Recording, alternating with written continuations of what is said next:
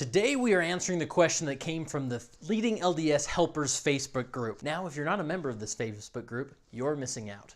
This is the community within the Leading LDS world, where individuals can not only volunteer to help in the mission of Leading LDS, but also can ask leadership-based questions, how this ward is doing or how that branch is doing it, and we can all share ideas together. There's hundreds of people, and you should join. But I digress. This question comes from a sister who's married to a member of a bishopric. And her question breaks my heart because I know there's so many wives out there or spouses who are married to individuals in intense leadership callings in the church. And how do we balance family life, family obligations, work obligations with the demanding load of leadership callings in the church? So here's what she asked.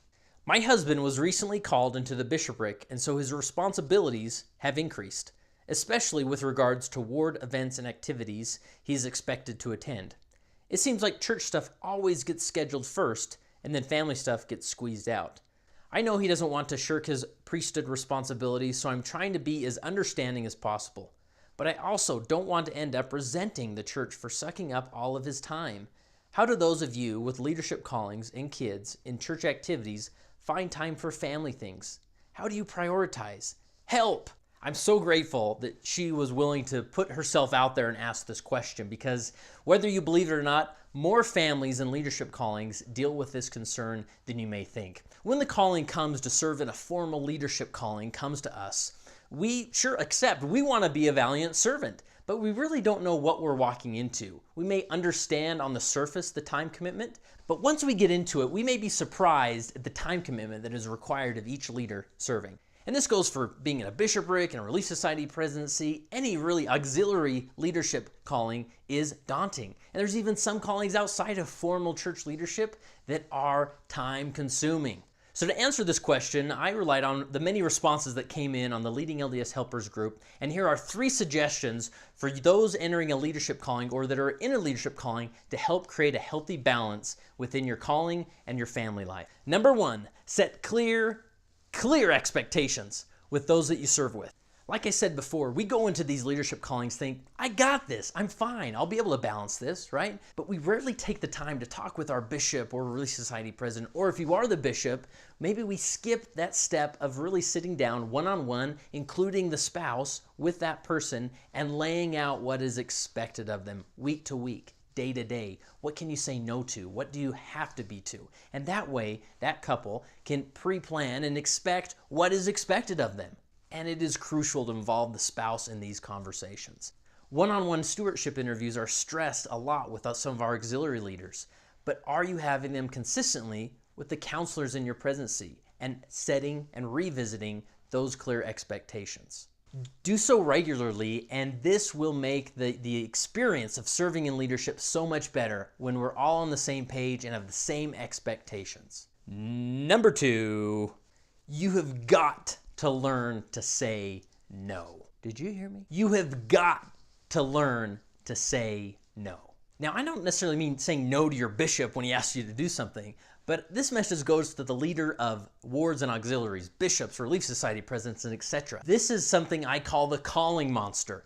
These callings will take as much time as you give it. If you want to be a bishop for 80 hours a week, you can probably be a bishop for 80 hours a week. So at some point, you've got to say no. President Hinckley said this, "Let me say that there is never enough time to do it all. There is so much more than any of us can single-handedly give attention to." So we've got to learn to say no, and this may be to your grand vision as a leader. You know, we get excited. We've been given this responsibility as a leader, and we want to do remarkable things. And so in these meetings come these programs and activities, and we don't realize how much time is going to be invested in these. So sometimes we have to say no to the grand vision and say, what can we do while still maintaining that balance and following the expectations that you set with those you serve? And this also involves understanding the 80-20 rule. And no, it's not Pareto's principle where 80% of your successes come from 20% of your efforts. The 80-20 rule that I'm referring to is when leaders spend 80% more time for 20% more results. Maybe your meeting goes 80% longer, but we only have 20% better results. Or we spend 90% more time on our efforts and only see a 10% return. Sometimes we just need to say no to that 80% more effort when it's going to return a very minimal result. That's really not going to make a difference in the long run. Be happy with the effort that's being put forth and take it for what it is and keep going.